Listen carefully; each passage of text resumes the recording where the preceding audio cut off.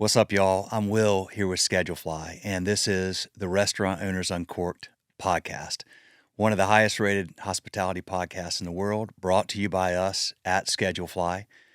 We provide a very simple web-based restaurant employee scheduling software backed by legendary customer service. If you're on pencil and paper or Excel, or you're on some software with tons of bells and whistles and features you don't need or use, Schedulefly is the perfect place for you. Easy to use, point, click, and go, and we'll take great care of you. Schedulefly.com, free trial, check it out. Also, this podcast is brought to you by our sponsors, Pop Menu and The Giving Kitchen and Kickfin, and you're going to hear about them in just a minute. First of all, let's talk about today's guest. First of all, this episode is our first episode in this freaking awesome studio here in Charlotte, Everybody Studios, and we're super stoked to start recording here.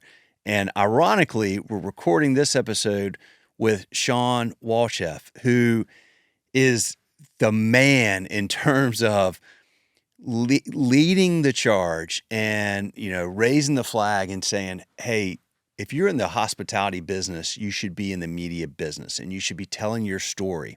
And he's telling a ton of stories on his podcast. I can't wait for y'all to listen or watch this episode with Shawn. He is absolutely on the bleeding edge of helping restaurants realize how you can and should be sharing your story on podcast, your own podcast preferably, all across your social media channels, and how important the story that you have to tell every day is, your backstory, how you got where you are, what you're doing now, what you're doing going forward, what's happening every day. I love the way he thinks. He's a very creative, high-energy guy, and this is a different episode. This is not just talking about running a restaurant. This is talking about turning your restaurant into a media business and creating a brand that people know about and want to follow and love, and just continuing to tell that story. So y'all are going to love this episode. Unique, different, and awesome. The busiest time of year is coming. Is your staff ready for the holiday rush? This year, give your team the gift of Pop Menu AI Answering, a simple solution for phones ringing off the hook. AI Answering handles calls 24/7, 365 days a year, so your staff can focus on in-person guests. Customize your greetings and responses, answer common questions, promote specials and events, and send follow-up links to ordering and reservations. AI Answering handles it all while escalating more complex conversations back to your team. Never miss another tasty revenue opportunity. Pop Menu, the marketing technology platform designed to make growing your restaurant easy. Discover more AI restaurant tools that turn your to-do list into an already done list by requesting a demo today. For a limited time, get $100 off your first month, plus lock in one unchanging monthly rate at popmenu.com. Go now to get $100 off your first month at popmenu.com. Be sure to tell them that Will from Restaurant Owners Uncorked podcast and Schedulefly sent you. Y'all, this is a great business. I just told you what they like me to say. I will say that we have a lot of mutual customers at Schedulefly with Pop Menu. They all agree. Great product, great customer service, great results. Check them out, popmenu.com. This episode is also brought to you by The Giving Kitchen. Giving Kitchen provides emergency assistance for food service workers through financial support and a network of community resources. Since its inception in 2013, Giving Kitchen has served over 15,000 food service workers and awarded over $10.5 million to food service workers in crisis. If you or someone you know is a food service worker in crisis, please ask for help. thegivingkitchen.org, and again, that's thegivingkitchen.org. Y'all, this is a phenomenal organization. Jen, the founder, has been on this podcast. Jen Heidinger Kendrick, check out that episode to hear their full story. But if you know somebody or you need help, go to thegivingkitchen.org. Incredible organization, and very responsive, and has a wonderful mission. Check them out. Here we are, podcaster to podcaster, business owner to business owner. Shawn, dude, the fact that this is our first episode in a studio, um, the irony is not lost on me, and it wasn't deliberate, but it's good serendipity because you're a big reason for this. So, thank you for taking the time to be here today, my man. It's my pleasure. I'm a huge fan of you, Will. I found you online, where I find many people in this new world that we live in, these digital playgrounds. And when people speak their truth and it resonates, I hit the follow button, and you have a huge fan in me. So thanks for having me on the show. Absolutely, man. Absolutely. All right, man. Let's take it back. How did you get? And I don't know this. I mean, I follow a lot of your stuff, so I know the things that you're doing now, but I don't know how you got into hospitality in the first place. Was it a family thing? I know you have a family business, but was this something you grew up in? Yeah, so I grew up, I never met my father, which turned out to be a blessing in disguise. I was raised by my Bulgarian grandfather and my Japanese grandmother, and they believed in the value of work. I'm very fortunate, grew up in an affluent neighborhood in La Jolla.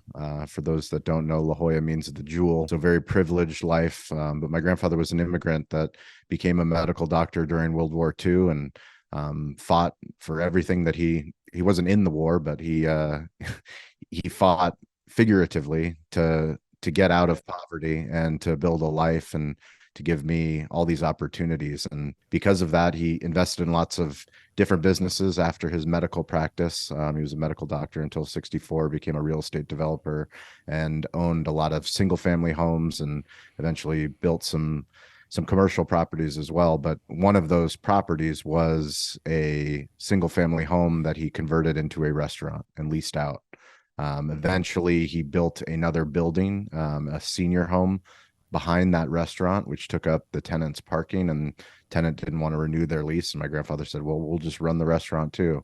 I was 13 years old at the time, and my weekends of hanging out with my friends playing sports turned into going out and bussing tables and washing dishes. And um, I hated it, honestly. I didn't like doing it. I wasn't excited about doing it. I, felt bad that all my friends were doing other cool things and I was out, Mm-hmm. in the hospitality business, in the restaurant business. But, looking back at it, I think it was one of the greatest things that ever happened because it taught me about hospitality.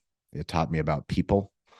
Spring Valley is a much different demographic than La Jolla. So I was driving about 25 minutes, 30 minutes east San Diego, into a more rural and rustic neighborhood, industrial neighborhood. And because of that, I realized that you can make magical moments through food. You can make magical moments inside the four walls of a restaurant that will allow families to invest in that restaurant where they feel like this is our restaurant. You know, this is my table. This Yes. is where we Yep. come for mom's birthday. And every time grandpa, when something happens in the family, we make sure on Friday nights we go to this restaurant, we sit with this server, and something in there resonated with me much later on in life. And it wasn't until I was around 26 years old that me and my best friend took over that same very restaurant that I was bussing tables. And that's when we launched what is now known as Cali Barbecue. Oh man, it's interesting how many lessons you can learn as a young person working in a restaurant that you have no idea you're learning. But the values that you get out of that, and the diverse set of skills and diverse set of people you're exposed to, is like nothing else you can do, I think, as a teenager. Okay, so between 13 you start, 26 Yep. you open. How long? Like, what happened? Did you go to Yeah. college, or like Yeah, I what happened in graduated between? graduated from Bishop's in 2000. I was a Y2K baby, so the internet was supposed to end all of our lives the year that I graduated high school. It Yeah, didn't I remember happen. that.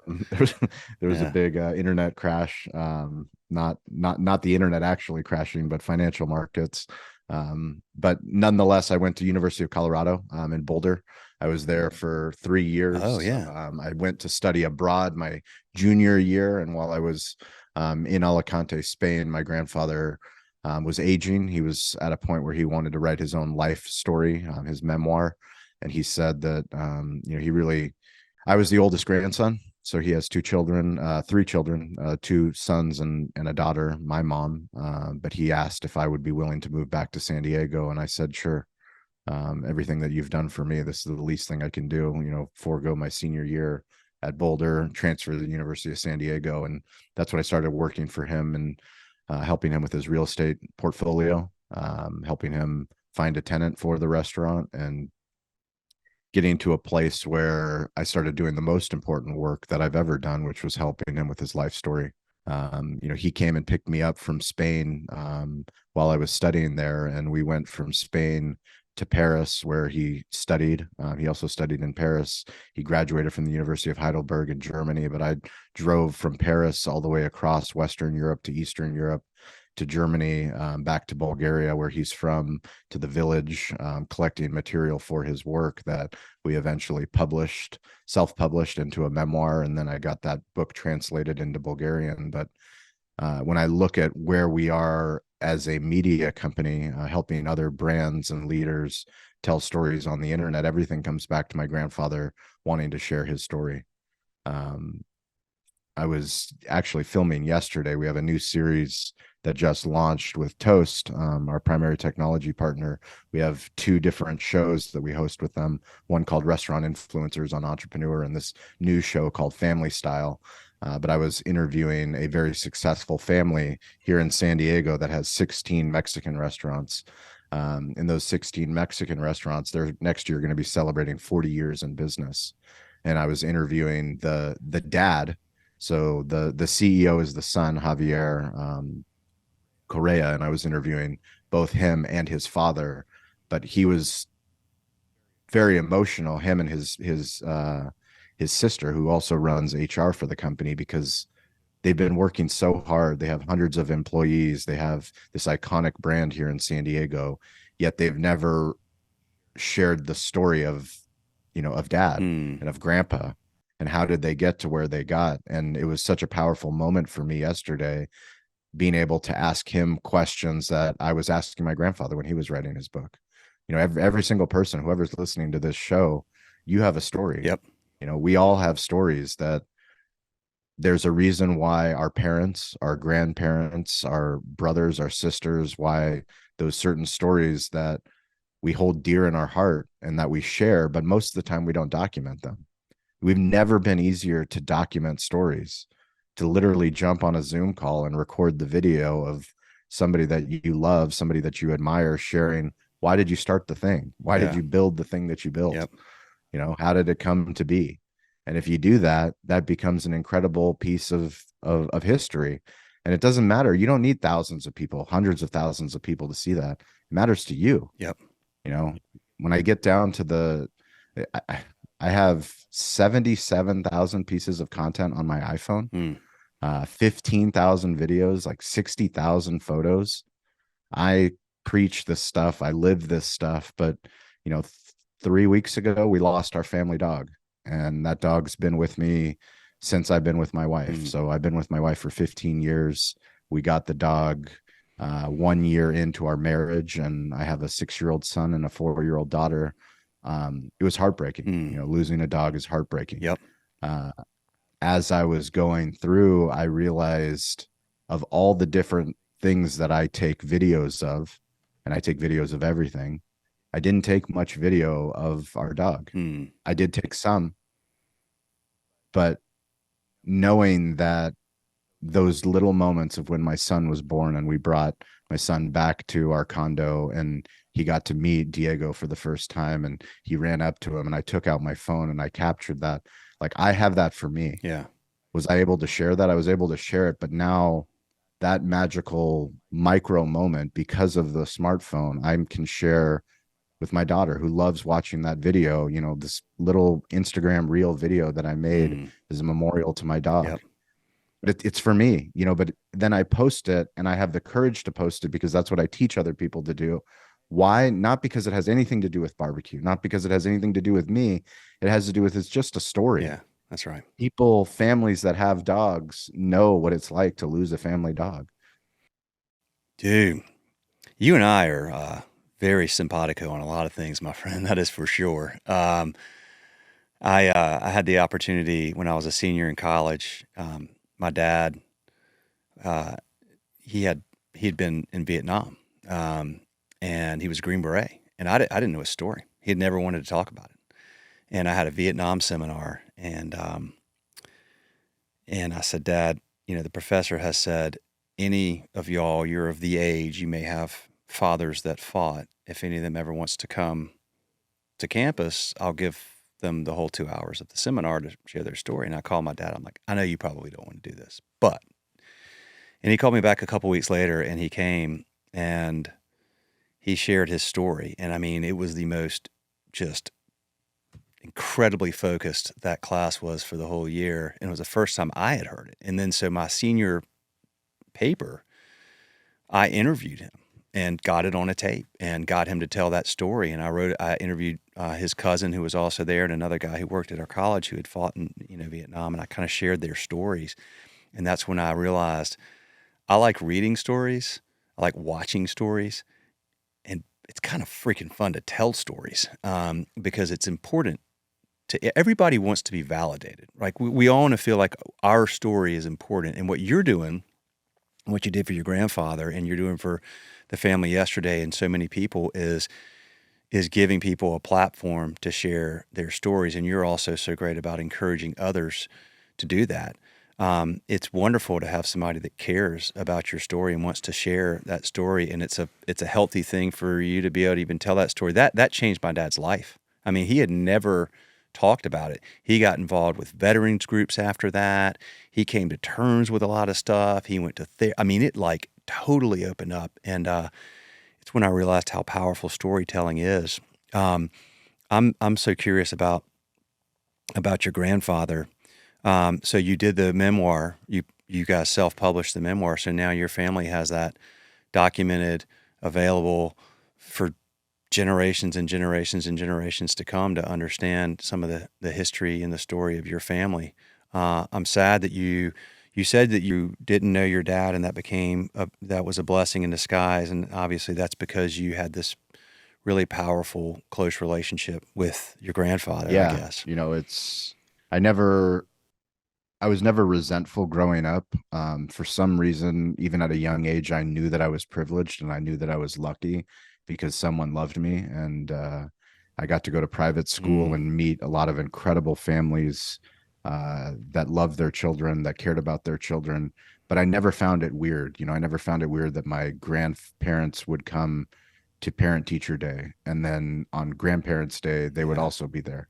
I didn't feel like the weird kid Mm, that didn't have, the traditional American mom and dad situation. I just felt very lucky. And it wasn't until I had my son and I was reading to my son, I was reading just a bedtime story to him when he couldn't have been a couple months old. And I was just looking at him saying, like, I would do anything for this human. Like, nothing mm, matters more than yeah. this thing right here. And how could someone know that they have a child in this world and not want to be a part of their lives? you know and Yeah. Yeah. it's fortunate, unfortunate. I've come to terms with the fact that I'm blessed and I'm lucky that I have two amazing children and I have an amazing caring wife, and I had a grandfather that didn't, if it wasn't for my grandfather and my grandmother, I don't know. It's my mom's an Who knows? amazing Right. amazing woman. She got remarried. I have two half brothers that I love more than anything, but I certainly wouldn't be here talking to you. I know that for a fact that it took one person. It took my grandfather, it took my grandmother to believe in me, to take me in. And because they did that, now I'm able to go and do things that, I'm a restaurant owner that's doing brand deals with the top restaurant technology companies on earth and helping them tell their Yeah. story. I mean, I turned a barbecue business into a media business. And by doing Yeah. that, I just Yeah. leverage the internet. I mean, we're not doing anything that no one else can't do. It's just, it's gotten so complicated so quickly that we forget about the fundamentals of it's just storytelling.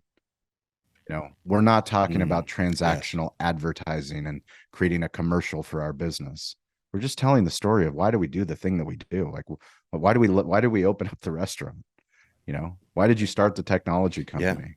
Like, let's get back to the fundamentals. Yep. We're going to get to toast, and the technology company and the story behind that. I want to ask you about that, but I want to ask you. So you come back, you're there.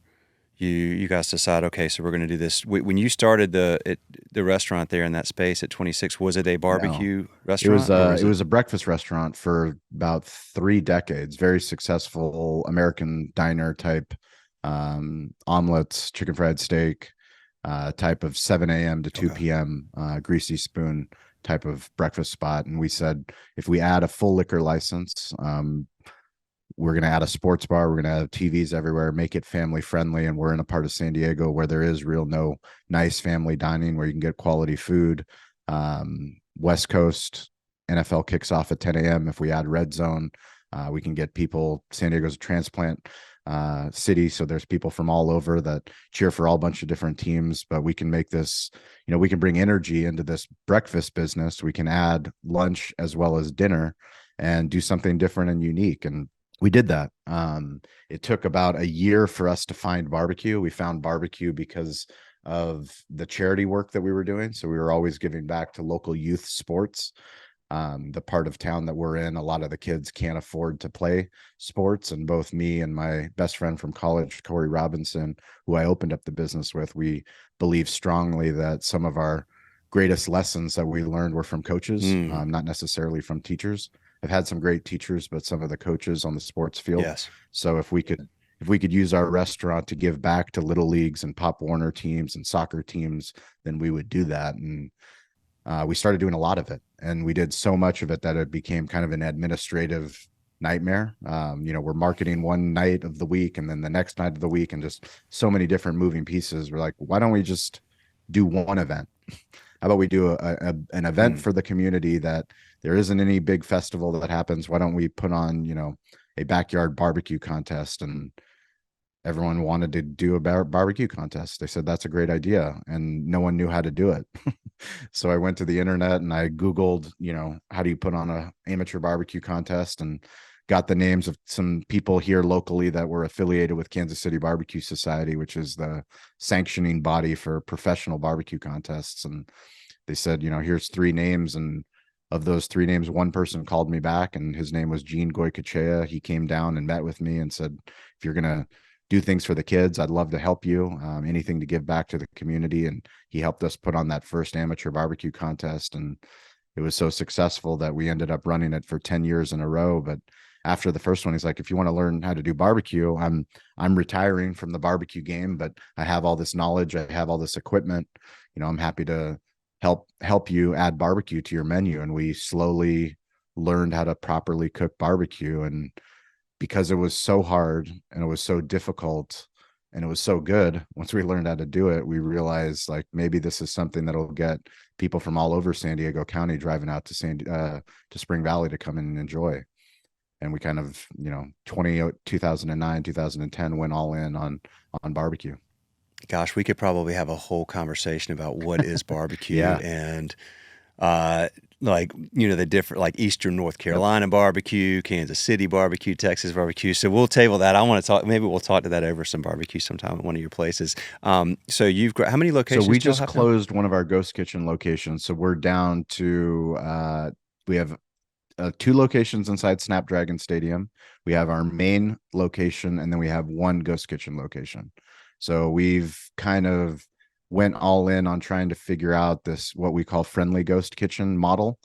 We had two locations with cloud kitchens, one in Barrio Logan, one near San Diego State University, and we had higher hopes for the financial metrics to work out. It wasn't for lack of marketing. Obviously, we're a media company. We we believe in marketing, but I think there's Yeah. something missing from the model. I think there needs to be Okay. more of a customer facing side. I think what Kitchen United is doing, Atul Sud, just recently had him on my show, Restaurant Influencers, and they're partnering with grocery stores like Kroger. And I think that's a very interesting model where there's already people, it's already a great location. So people are already coming to the Mm. grocery store, bringing in something where you could also do delivery and takeout, but then there's a customer facing side of, someone going into a Kroger and going, well, I don't feel like cooking brisket because that's going to take me 13 hours and, 2 hours of prep time. There's barbecue by the pound right here from Cali Barbecue.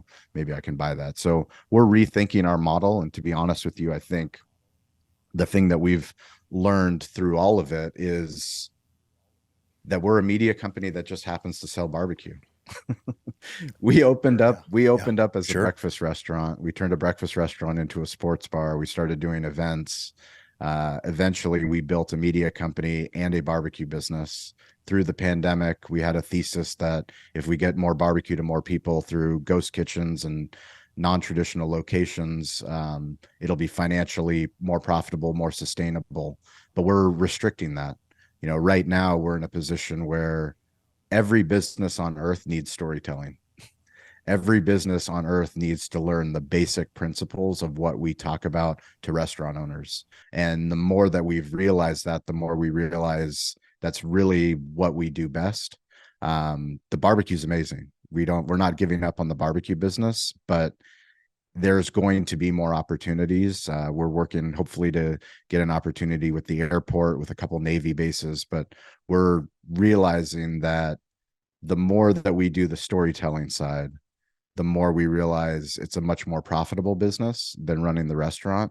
But there's still a magical thing about the restaurant. Having somebody fly into San Diego that owns a technology company that comes from the other side of the world, but they're literally just coming because they want to have a conversation with me and learn how we're doing podcasting, how we're creating YouTube channels, how we're helping people with TikTok, how we're helping them improve their LinkedIn content. Having them come, but then also experience this amazing barbecue business that we built over 15 years. There's something really magical about it. It's kind of like the field of dreams. If you build it, they will come. And we feel like we've built it. We just haven't really, we've had two things going on. I've always said, really until this show and until really in the last couple of weeks where I've said, we're a media company that also sells barbecue. Yeah. Before it was we're a barbecue business and a media business. Yeah. Cali Barbecue and Cali Barbecue Media. Right now, we're a media company that also sells barbecue. And because of that, I think we have a firm direction for what 2024 is going to look like. Less distractions with ghost kitchens and more focus on the heart of the story. And if I focus on the heart of the story, if I focus on business owners who want to be creators, who want to learn how to tell stories better, I can put on classes, have people come to the restaurant, have them learn how to take TikTok videos, learn how to post on LinkedIn, learn how to start their own podcast. Now we have something that's really different. We believe that every business should have a studio in their business. Like this kind of storytelling allows you to have a digital heartbeat. Yes. Allows you not to focus on the marketing side that's transactional, but actually building true community and building true relationships. Man, I cannot agree with you more.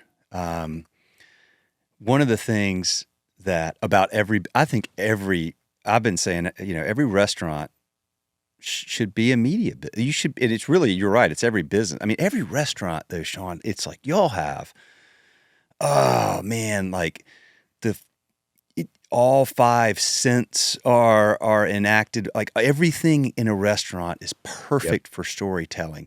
The food, the ambiance, the people, the customers, the people that work there.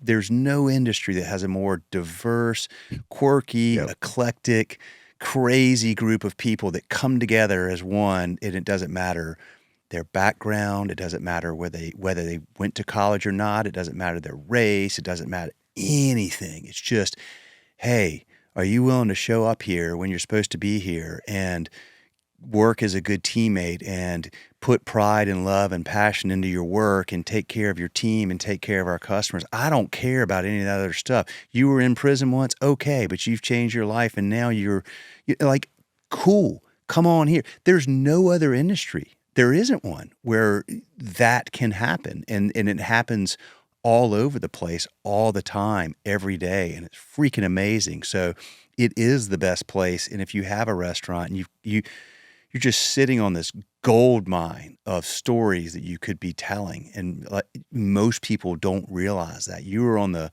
leading, bleeding edge, tip of the spear of trying to share that message.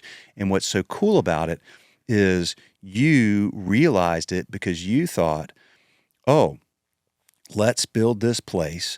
Let's serve great food. Let's take great care of our customers.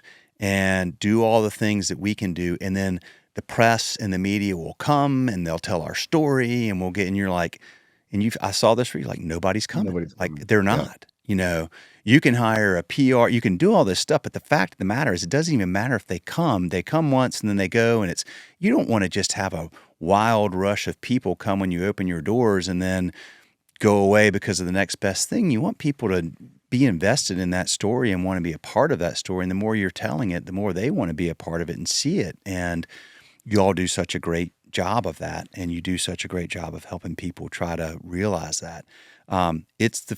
It is you see the future, you know where this stuff is going. All right, y'all, it is time for a little mid-episode break. We're going to talk about Kickfin. Thousands of restaurants, bars, and breweries use Kickfin to tip out their employees instantly. No cash required. With Kickfin, tips go directly to your employees' bank of choice the second their shift ends. It's a really simple solution to a really big problem because if you're still paying out credit card tips in cash, it's costing you. Time-consuming bank runs and cash counting take managers away from work that matters. Cash is hard to track, which leads to accounting headaches, and it creates the perfect opportunity for theft, human error, and compliance issues. Bottom line, there's never been an instant secure way to pay out tips until Kickfin. It's an easy-to-use software that sends real-time, cashless tip payouts straight to your employees' bank accounts 24/7, 365. Kickfin gives managers hours back in their day, makes reporting a breeze, and protects your business from risk. Most importantly, employees love it. Restaurants can have Kickfin up and running overnight. Employees can enroll in seconds. No hardware, no contracts, no setup fees. Visit kickfin.com for a personalized demo. See how restaurants across the country are digitizing tips with Kickfin. All right, that's what they asked me to say, so I say it, and it tells the story very well, but I like to add this in. We referred a customer that we know and love very well, Sup Dogs, to Kickfin. Sup Dogs has been a customer for a super long time. Trust them very much with their opinion on these types of tools. They started using Kickfin. I asked Brett, the owner, recently how it's going. He said, Kickfin is perfect. It's going great. Exactly what we were hoping for. So there you go. Kickfin.com, y'all. Check them out. It's not the business model for all businesses, all brick and mortar businesses, is not sustainable unless you have additional revenue streams. And the internet allows you to have additional revenue streams. And Yeah, to your that's right. position, your what you speak about is exactly why we believe in what we believe is, well, how does a story become a legend? How does a story, because it keeps getting retold over and Yeah, over and over. by different people. And the problem that Yeah. we have as humans is that we think that, oh, someone's heard the same story. I shouldn't tell the same story of why I opened up the restaurant. People have already heard it. They already know. Well, what about somebody that just found out about your business? They still don't know. I went That's right. to 2 days Yeah. ago, I was in Los Angeles, the Irv's Burgers. They have been around since 1946. The amount of people The Rock has eaten at Irv's Burgers. Like Dana Carvey is his favorite burger place. But this is the fourth iteration of ownership of Irv's Burgers. Like there's so much history, so many stories that haven't been told. And the best part about storytelling is that the more that you do it, the better that you get at it. People have a fear of Yes, public that's right. speaking. That's right. Well, the more that Absolutely. you go and you speak in public, the more that you go and speak on stages, the better that you get. Hopefully, you got to be really bad to get on stage 100 times and then Yep. still deliver the same material that you were delivering the first time you were on stage. It seems so simple, but I have to say it all the time. And I study the craft of storytelling. I study people like great comedians like Jerry Seinfeld and Kevin Hart and Chris Rock, understanding that they've told jokes 1,000 times before they get to the stadium and they have their Netflix special. Painful. It's painful how many times, but they care Yep. so That's much right.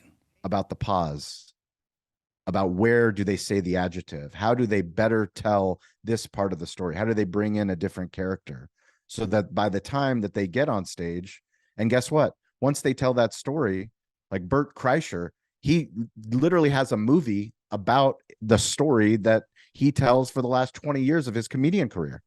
He literally has a movie on Netflix because of it. Yeah.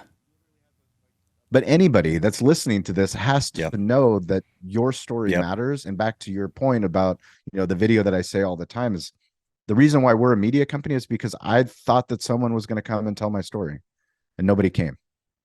I thought if we made great barbecue in Spring Valley, and I thought if Yeah. we provided phenomenal magical moments and hospitality and took care of people and smiled and had parking lot attendants where no other restaurant, because we had eclectic parking, and I had security guards that would smile on fight night, all of these things that somebody, a magazine, a local news station, a newspaper would come out and they would tell our story, and then that would help get more business to open up more restaurants. It didn't happen. And like once it didn't happen, what did we do? Instead of going out of business, we just started using, the thing that we all take for granted. This is the most powerful tool that's ever been given to a human. And yet the tool that we all take for granted, myself included, every single day. Yes. For free, I can text on Yeah. Instagram with my Yeah. videographer, my video editor, one of the people on my media team that's in the Philippines. Amazing kid. This kid found me on LinkedIn. He DM'd me. He proved to me that he was willing to do the work. Now I have Yeah. this relationship where I'm sending Yeah. files through Instagram for free, and Boom. he's building his own video agency, editing videos. He's hiring other people because we have so much work for other Yeah. brands that are helping us. They're like, Yeah. how do we do video better on LinkedIn? How do we do better YouTube videos? Well, I need a team to do that. But how do we all get connected? We got connected because I'm just willing to look stupid and sound stupid on the internet, and I connect with other people. You and I get connected because I'm like, dude, I love what Will's saying. I love what he's posting about. I resonate with that. But you have to have a belief that you're not alone. That's exactly right. I started using LinkedIn like, I don't know, 3 or 4 months ago or 6 months ago. I was on there every night, and I was like, man, I'm Yep. going to take 6 months and Yep. just go all in. We'll just see what happens.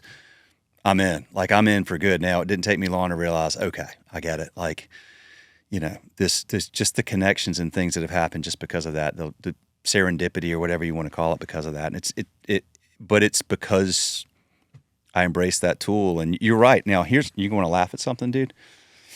I agree with you, but I mean, this is my phone. This freaking flip phone this is what I talked to you on when I called you. But it's because I'll tell you So why. you don't own a smartphone. Nope, not anymore. I took it in, Wow.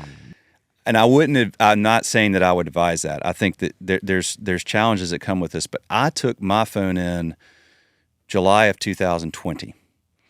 I had an iPhone 11, and I was sick of just this all that. I didn't like who I was with Yeah. that phone in my hands, and I didn't have the discipline, which most people do, and people are learning that discipline Yeah. of putting on airplane mode or setting this. Like, I just didn't like that. I didn't like that, and I didn't like sitting around with family members and friends who were all like this. And I was like, man, I got mad one day. I went down to Verizon. I'm like, I don't want this thing. I want a flip phone. And the guy's like, are you sure? And I'm like, do you have any flip phones? He literally went in the back. He's like, I think we have another Kia Sera in the back. Let me go see. And he brought it out. And he's like, look, dude, I bet I'll see you in 30 days. I was like, you probably will, but right Wow. now I'm happy. Like, this is all I want. And it took an adjustment, and then but I'm also like kind of old school. I'm a phone guy. Like, I still leave voicemails. My friends are like, dude, nobody leaves voicemails. I don't listen to your voicemail. I see that you called. I'll call you back, but I still leave voicemails. I talk on the phone a lot.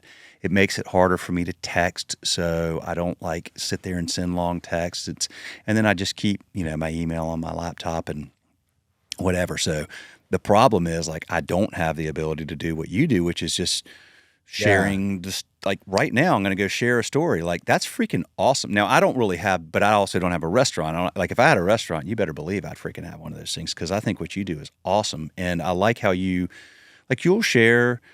I think this is funny too. People are always worried, like, oh, I don't want people to see how we do Good luck. things, because they might, Good luck. nobody's going to come tell your story. Nobody's going to replicate what you're doing. Like, I had somebody earlier saying, hey, I got this idea for this app and I want to build it. Should I have an NDA when I'm telling? I'm like, Yeah. no, like, no, nobody's going to do that. Like, everybody says that was my idea. Yeah, but they didn't do it. You did. Like, everybody has ideas. It's the execution that's really freaking hard. And if you have a good idea, man, like, don't worry about that. Just go do it. And so sharing, I love that. I want to see how people do things. What, why does and this is what we're going to start doing, Shawn, as I was saying, like we're going to start, having, we have nearly 6,000 restaurant customers that we can go to and say, look, like, I want to share your story, and maybe it's the owner, or Yep. maybe it's the sous chef, or maybe it's the bartender. Like, I think that people that work in restaurants, they have interesting stories, their backstories, and I want to start sharing those, because I think people that work in this industry, I truly believe this. I think it's an amazing group of people. I have profound respect for you and your peers for what you do. When we got this thing going, I had like bus tables and made. I wasn't like a restaurant person. Wes used to write the schedule in a restaurant.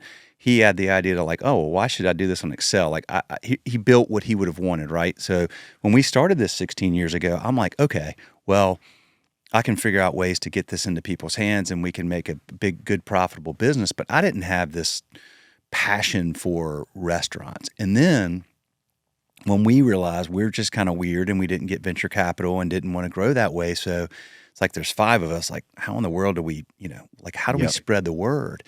And we had a blog, and but our blog was like stupid stuff. Like, here's a feature we added. It's like, who cares? Like, nobody. I didn't even care, and our customers surely weren't reading that blog. So I was like, I bet if because I like telling stories, I was like, what if I start like calling customers and recording the conversation, and we'll share the story on our blog. So we literally, in like 2009, we were like sticking audio files on our blog, and I'm like, yeah, but nobody's listening. Like, like what, like how can we get this content out there more? Kind of before podcast. And so we did our first book called Restaurant Owners Uncorked. It was literally 20 different owners from around the country sharing their stories, including Dave Query in Boulder, who has Big Red F. You may remember, like Jack's and Centro and some. So, and I'm like, wow, dude, these freaking stories are awesome. These people are amazing. The love they have for their business is out of this world. Like, and they're really good business people, and they love their communities. Like you taught, they give back, and like.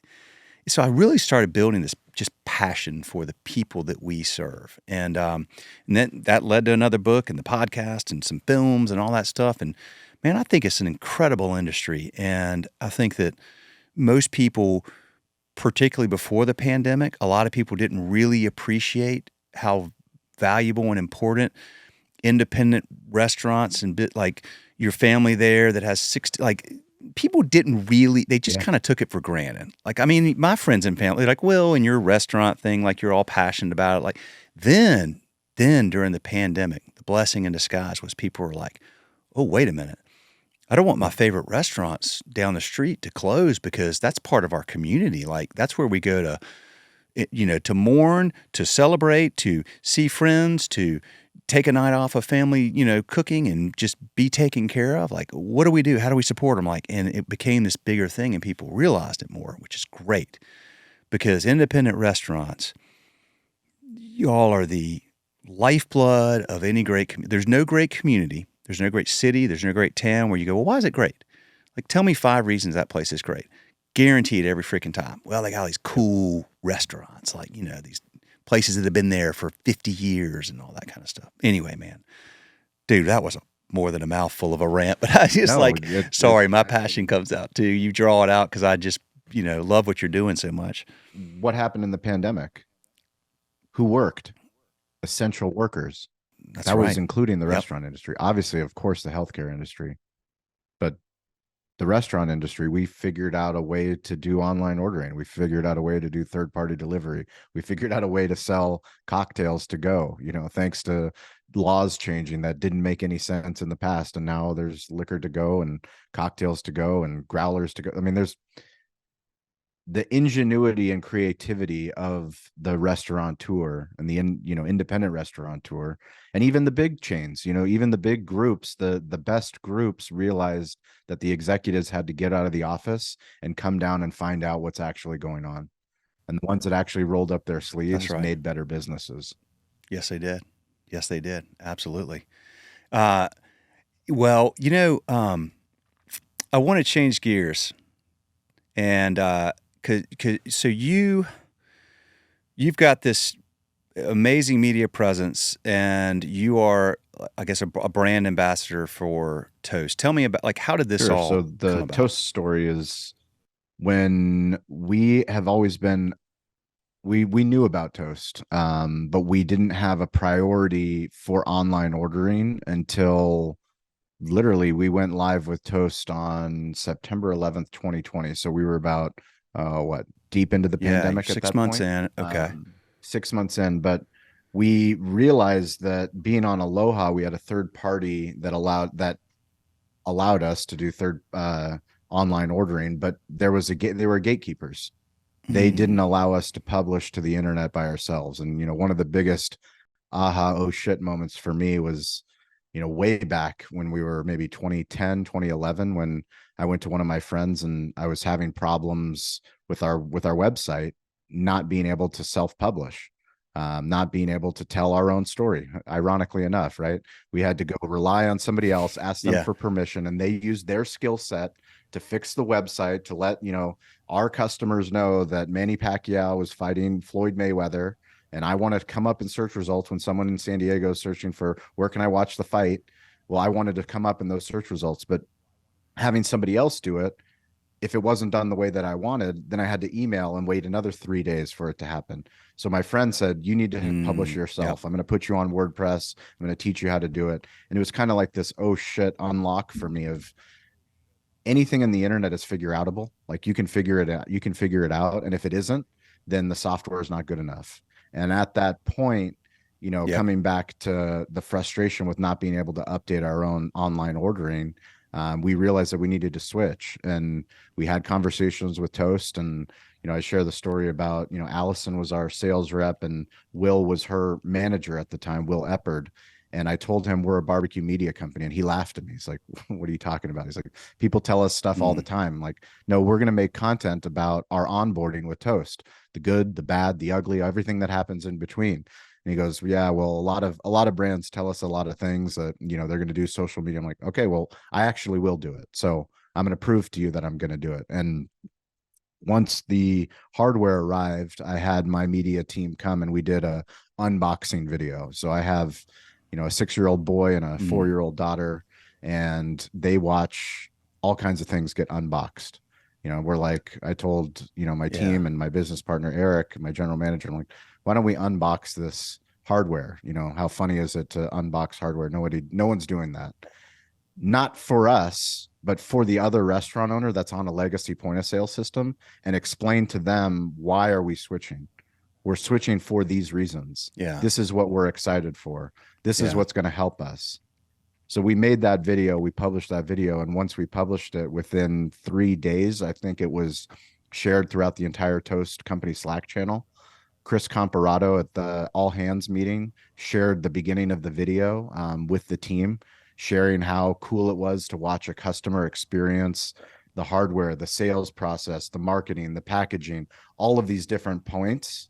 And that was really the beginning of our Yeah. relationship with Toast. Later that pandemic, I was interviewed by Chris Comparato with Sam the Cooking Guy, who's a friend of mine, YouTuber. He has 3 Okay. million subscribers. He's written 6 cookbooks, Emmy award-winning TV personality, but now he owns restaurants. He's also a Toast customer. But Chris interviewed us for a company, All Hands. That was a really cool experience. About 7 months later, I was invited to Toast's IPO on Wall Street, so on New York Stock Exchange. I was invited. If you looked at all the other customers, there was probably 20 other restaurant groups. They had either been on Toast since the beginning, or they were much bigger restaurant. Like, it's like, who doesn't belong? It was definitely Cali barbecue, but we belonged because that was our lane. We were the storytellers. We were, Yeah. the people that were Sure. sharing the behind the scenes of the stock exchange, doing all kinds of things that we believe in and that we teach. And then we pitched them the following year to create a show for them. And that was shows called Restaurant Influencers. I got a partnership with Entrepreneur Magazine. So entrepreneur.com pitched Toast that we were going to do a storytelling podcast about, the best storytellers, not just in hospitality, but creators like Rob Deerdeck of MTV. We were going to have him on the show to teach the restaurant industry how to how to better tell stories on the internet, how to utilize TikTok and LinkedIn and Instagram and Twitter, and how to build an audience and how to care about the things that are outside of the four walls of our business. Now I'm on the Toast Customer Advisory Board. Like I said, I mentioned we're literally today supposed to be publishing our first family style episode, which is a YouTube style show, where I go and dive into different topics. The idea is, as a restaurateur, we feel lonely. We don't feel like there's many resources, real resources. Yes. The Yes. example that I give is, when I was at the University of Colorado, I thought I wanted to study business. I signed up for some business classes. Mm-hmm. And when I was in the classes, I wasn't inspired. The only time I was inspired Yeah. is when they Yep. invited an entrepreneur who was actually running a business Yep. to come and give a guest lecture. Yeah. Kind of like your story with your dad. Yep. That entire semester, the person that it resonated the most was the person sharing the real story. Yep. Share the real story. Tell me the failures. Tell me the things that you do differently. Tell me the successes. Tell me, those aha moments, or what you did and how you figured this thing out, because that's all we're really trying to do, is figure it out. And, the shows that we're Yeah. creating now are, my basic premise, if you go on my LinkedIn bio, is that we help hospitality brands and leaders tell better stories on the internet. Yeah. Be the show, not the commercial. Be the The show, not the commercial. problem Yeah. with most brands is that we want a commercial about our business. Yeah. When we think of marketing, when we think of social media, this is my product, buy my product. This is happy hour, come by happy hour. That's not what people want. Mm-mm. No. My kids, the first thing that they learned how to interact with technology was when they were watching YouTube Kids, and Yep. they knew how to hit skip. Yeah. Yep. Why? Because they don't want their stories interrupted. Yeah. That's right. Adults, we don't want our stories interrupted either. No. No. Don't interrupt my story. Don't interrupt the football game. I'm watching the game. I don't need to, hear about it. But if you integrate what's happening through all these different platforms, then you can do some really cool stuff. And, your story will become a legend because someone else will go and tell your story. Yeah. Absolutely. Absolutely. So, well, I want to ask you about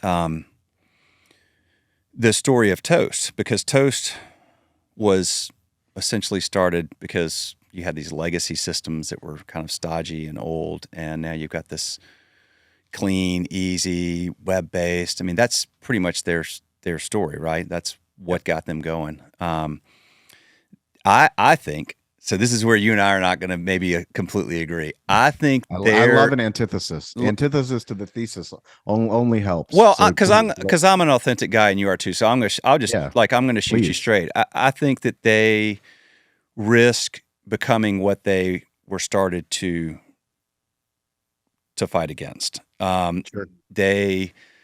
They are, and I hear this more and more from. So it's the customer service aspect of this. The way they don't treat vendors real well. I'll tell you that. Like, they have an arrogant stance a lot of times with vendors. We experienced it, so which is why we were like, well, we're not. But we don't do these integrations really. But like, when we had this conversation, it was a very, we're Toast and you're this, and you're going to do it our way. And it's like and I always look like, I just want to help customers. Like, that's it, period, end of story.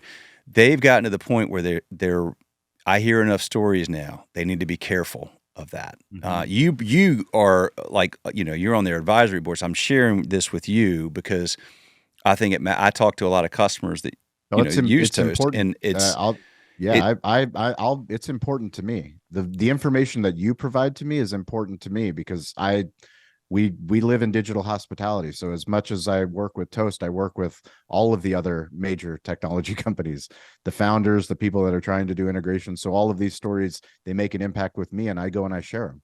Yeah. Yep. Well, it's just, sure. It's something I hear it more and more. I knew my experience wasn't good, but that's his event. But then you got customers that are starting to say, look, we're starting to explore options. So they risk leaving the opportunity for somebody to come along and do to them what they did to the other ones. They have to be careful with it. And it's hard because they're publicly traded. So you have shareholders, so you have to hit numbers. And then it's just this, it's the dilemma that any growing, it's a good dilemma. I mean, if you've gone from starting to this badass publicly traded company, but It's also it's that story. It there's risks, there's peril ahead with that story if it's not managed the right way, For sure. very carefully with the focus on like how the customer, not the if you when that if you focus on the customer, the Yep. byproduct is a successful business. If you focus on the successful business, and not the customer first, and the customer is the one that and then you know what I mean? Like I've always felt that way. Like focus on taking great care of people. Everything else is going to take care of itself. Easy to say, easy to do when you're small, you're publicly traded, really freaking hard because of all that comes with that. So I'm interested to keep following this story. We'll see where it goes. I mean, to be honest with you, I think one of the coolest things for Toast happening is Amon coming back on as the CEO, He, taking over for Chris. It's is he one very of the rare. founders? Yeah, so Okay. Amon Narang Yeah. is going to be the CEO, or named the CEO, starting of next year. And you know, now being on the customer advisory board and seeing Amon, and meeting with him and seeing how much he cares and how passionate he is, but not just Amon, it's also Steve Fredette and Jonathan Grimm's. Like they care about most founders when they get an exit and they go publicly traded, they're not involved at the level that these guys are involved. Mm-mm. Yeah. They're in it for the long haul. Like they're in it for the long game. And I'm really excited to see what happens in 2024. But it it's hard. They have so many different stakeholders. They have, the amount of Mm-hmm. requests that they have for people that, want to partner with them, want to do things with them. And you know, I I have no idea what it's like to run a company of 4,500 employees, Yeah. It's freaking publicly hard, traded dude. with all, Yeah. it's got to be hard. But what I do know is the people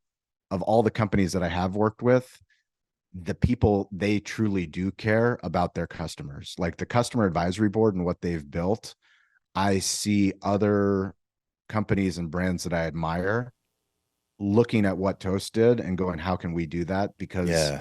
that's how you get the best feedback. Yep. I mean, the people that I've met on the customer advisory board is why I believe so deeply in community. Back to a Mm. restaurant owner feeling alone. The magic of Toast didn't even have to do anything. They just invite us all into the same room together. And just by nature of being in the same room and not in our own restaurants, we're going to have a conversation that's going to help all of our businesses. Yeah. For sure. For sure.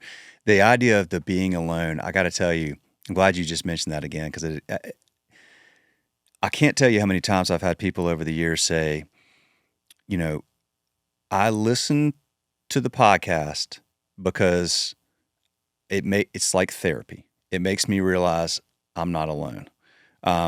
Because when you're running a restaurant and you're dealing 24/7, 365 with all the things that come along with that, even if you have a great team in place that are handling a lot of that, it's still there's always something. There's always a metaphorical fire, a literal fire, whatever it is. It's constant, and you're like, all like this stuff that keeps me up at night. Am I the only one dealing with this? And then you listen to some restaurant owner across the other side of the country talking about the exact same things. You're like, okay, Yep. whew, that's good. Like, because you Well, feel alone, and it's hard. to be honest with you, it's what I've found by podcasting is it's not just United States. Yeah, Like this is a global, like I don't care where your restaurant is on yeah. earth. No, you're right. The principles are all the same. Yeah, The language might be different, but we're all talking about the same thing. yep. And it doesn't matter if it's a small business, if it's 16 restaurants, if it's 200 restaurants, if it's a coffee shop, pizza shop, really, it doesn't matter. We're talking about the same things. And, I think the strength of our business, the strength of who we are, is that we have hospitality in our DNA. Yep. We care about everybody else. Yes. The problem that most of us have, myself included, is the thing that we do the least is taking care of ourselves. Mm-hmm. When I first started doing therapy, because I was going through some really tough family things back when we first started opening up the restaurant, I was sharing my life story with my therapist and telling him, I'm the trustee of my grandfather's estate, even though he has children. I'm the eldest grandchild. I'm responsible for taking care of him, his medical health, as well as all the properties and taking care of all the lawsuits and everything else that's going on. And my brother's having this public, criminal trial. And I'm telling her all this stuff. And she goes, Shawn, what do you do for yourself? I'm like, what are you talking about? She's like, well, when you go traveling on a plane and they go through the safety precautions, what do they teach you how to do? I go, Mm. mm, well, what if you're traveling with women and children? What are you supposed to do? You better take that oxygen first, Put bro. that oxygen first. Yeah. If I don't take the oxygen, but like as a man, and I Mm. wasn't even a husband at the time, and I wasn't even a father. Yeah. I think, oh, chivalry, be the chivalrous man, take care of everybody else. But it's also the hospitality problems. We always want to take care of everybody else. We Yeah. open the door for everybody else. We smile for everybody else. We get the food for everybody. We clean up after everybody. That is who we are and what we do. Yeah. But we don't take that oxygen mask ourselves to take care of ourselves so that we actually can have the strength to do better and to do more. And to It's such sustain an it, bro, oxymoron. And to that's sustain it. it, absolutely. And That not burn out, that 100%. that's it. Because that's the problem is Yep. if you don't do that, because you don't want to do it because it seems selfish and you want to focus on Right. others. But if you find it, you have to look at it like it's selfless in a way because you're 100%. doing it so that you can continue to help others. And if you don't, look, your industry is rife with burnout, mental health issues, substance abuse issues. And I mean, and that's kind of how it was for a long time. It's like work hard, play hard, and that is not sustainable. And you have people taking their own lives, you have people winding up in jail, you have all this stuff. And the industry collectively is realizing that. And you have some great leaders in your industry. I think of Steve Palmer. I don't know if you know Steve. He started Ben's Friends. Oh, you should know Steve. I got to Okay. connect you all. You should have him on your podcast. He's a I'd love to have him phenomenal on. guy. He owns a group called the Indigo Road out of Mm-hmm. Charleston. He's got like 29 restaurants, 3 or 4 boutique hotels. He wrote a book called Say Grace, and it's fantastic. I highly recommend it. He talks about how the restaurant industry Cool. saved his life twice. Once when he was home, like basically just had a horrible family life and, just rough background, and it took him in. And then he wound up homeless on the streets of Atlanta and strung out on drugs. And the restaurant industry took him back. This is to the point I was making earlier. This is why I love the industry so much, because he was willing to try to clean himself up and get, and this industry said, okay, we got you, man. Like, let's go, if you're willing to come. And now he's just phenomenally successful. But he started a group called Ben's Friends because he and some other guys that, decided to go sober 20 years ago lost a friend named Ben to substance abuse who took his own life, and they didn't even know he had all these issues, but it was because of the burnout and all that stuff. And so Yep. Ben's Friends is opening these chapters all over the country to help people in the industry, learn how to deal with substance abuse issues and try to work on their mental health. And I mean, it's saving lives. Like, it's freaking awesome. So anyway, Crazy. but to your point, I mean, you have to. It's great that there are people like Steve and Ashley Christensen, Scott Crawford. I think of these people that are really embracing that message of like, you got to freaking take care of you, and Yeah. so that you can keep taking care of everybody else, and be careful, always focusing on others, because that can have a bad end of that to your story, right? It's such an important message that I can't wait to talk to those people that you just mentioned. But I think all of us collectively in this business need to do a better job, because if we're honest with ourselves, we our superpower is our super weakness. Mm-hmm. If I'm honest with myself, because I give so much to everyone else, like literally in the restaurant, on the internet, if somebody wants to talk to me about a tech startup that they're starting, or a restaurant group, or why they should do ghost kitchens or don't do ghost kitchens, or how to bottle, but like whatever they ask me, I have time, I make time, I prioritize it. Yeah, dude. It's literally Yep. what I call digital hospitality. It's the essence of who I am. Yep. I create friendships, I create relationships. But when I get back home, is that fair to my wife that I've left everything out on the field? Right. Is that fair to my son? Is that fair to my daughter? Yeah. Like, no, I have to take care of me and draw a line and draw boundaries and say, there will always be somebody to take care of. That is Yeah. the business that we are in. That That's is what we are exactly really right. good at. Yeah. But I also need to make sure that I prioritize me so that I can be a better husband and so that I can be a better dad. Dude, man, dude, it's like you and I are from the same I don't know, man. Maybe we have some lineage somewhere. I listen. I'm the same thing. The reason that we're talking about this, the reason I'm emphasizing this so much to you, I'm also saying it to myself. Like Yeah. that's what, like I'm reminding myself. You got to do that because it catches up to you. It's caught up to me before. I mean, I've had periods where it has really impacted my mental health in a very negative way, and I've had to build. I mean, I'm 49 now, so I've been through like the ups and downs of a lot, and I've had to build a personal toolkit of like things that I can do to make sure that I'm finding the right balance, the right physical outlets, the right mental outlets, the right nutritional outlets, so that I can, like, it's really important that I make those investments because that does sustain me to do what I want to do, which is Yep. that hospitality is not just something in a restaurant. It's how we operate our whole lives. And you want to be able to provide it to your friends, to your family, to your customers, to your people that want your time. Like, but if you don't start with you, with that oxygen, it all come crashing down at some point in a bad way. I've learned it. Like it'll happen. You're so right. And I think why I know what I'm doing now with the media and the storytelling and the coaching and consulting is that the gift that we all have, that gift is transferable. That gift is teachable. Yeah. Everyone in your village wants that gift and needs that gift, whether Yeah. they're attorney, whether they're a healthcare professional, whether they're head of the PTA board. Hospitality is transferable, but you can't transfer that hospitality. You can't teach that hospitality unless you're willing to remove yourself from the actions that we do every day. And the only way to remove yourself is to take care of yourself. That's You right. take care of yourself, then you can see, hey, I can't keep doing this thing every single day because I can have an even bigger impact on my entire community, help more restaurants in my local area, help other small business owners, help the local PTA, the local church, the local fire station, the local charity. I can do all of these things because I have a gift that Yeah. they can benefit from. That's right. That's right. Uh, how old are your kids, Shawn? A 6-year-old son, Colleen, and my 4-year-old daughter, Mila. Okay. Good. Good. Man, they'll be walking across that stage with those high school diplomas before you know it. So it's good that You're you telling dude, I can't believe they're 6 and 4. it's amazing how fast that happens. So yeah, cherish every freaking minute It's of a it for sure, yeah. man. How old are your kids?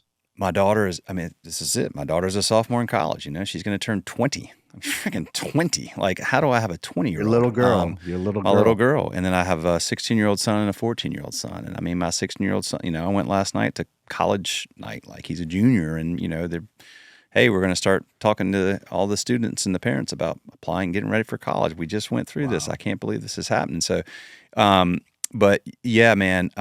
So what do you do for yourself for mental health? Do you read? Do you exercise? Like, what are the things you do to take care of yourself?